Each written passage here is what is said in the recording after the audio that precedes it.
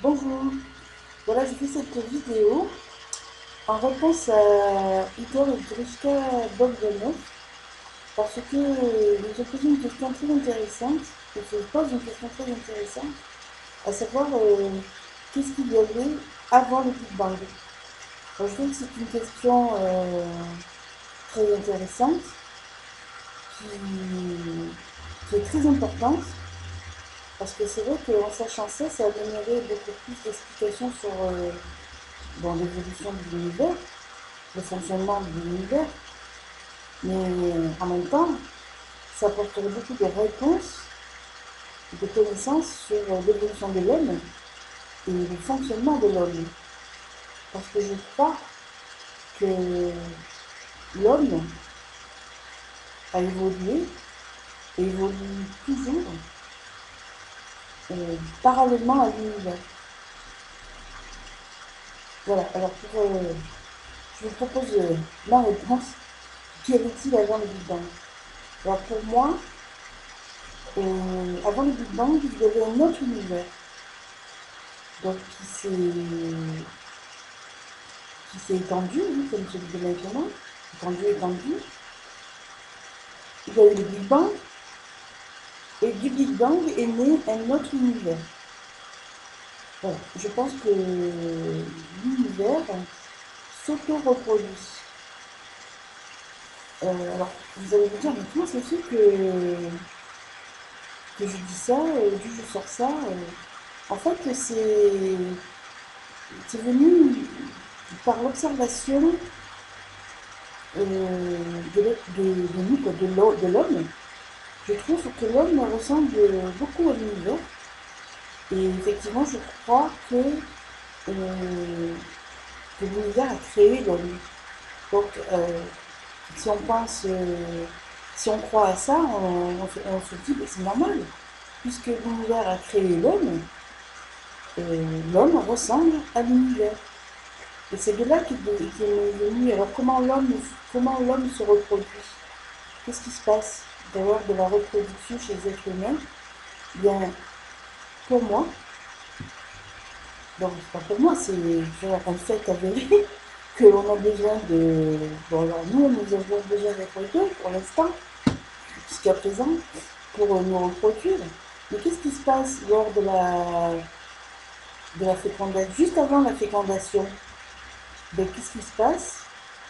Il se passe un orgasme euh, que je compare au Big Bang en fait. C'est pour ça que je dis qu'avant le Big Bang, il y avait certainement un autre univers. Donc revenons-en à l'être humain.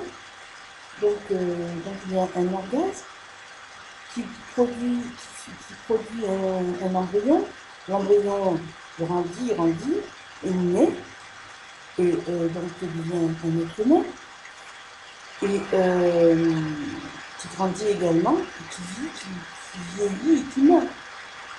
Bon, après, je pense, je crois que l'être humain renaît à plusieurs vies et qu'il renaît,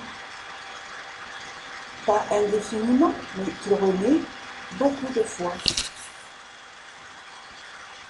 Donc c'est en comparant l'être humain, le fonctionnement de la naissance de l'être humain, que je me dis que peut-être que l'univers fait pareil. Voilà, tout simplement. Donc cette réponse est ce qu'elle est. Je ne sais pas si Igor et Grishka Bogdanov vont voir cette vidéo. En tout cas, j'invite les gens intéressés par cette question de me donner leur avis, ou leur, de me donner leur avis, quoi. Euh, Parce que je trouve que oui, c'est une question importante. Savoir comment nous fonctionnons est très important. D'ailleurs, je pense que le fonctionnement de l'univers devrait être euh, enseigné aux enfants à partir au mois de, pas de la sixième, je suis sûre que ça les passionnerait.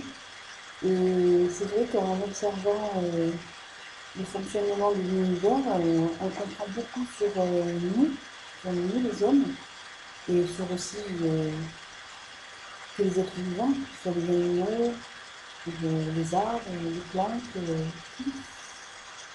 Et je voudrais faire une autre réflexion.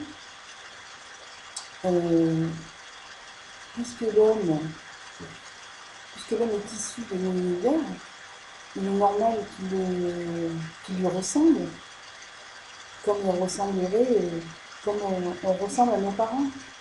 Mais là, ce ne sont pas des ressemblances physiques, ce sont des ressemblances dans le fonctionnement, dans l'énergie.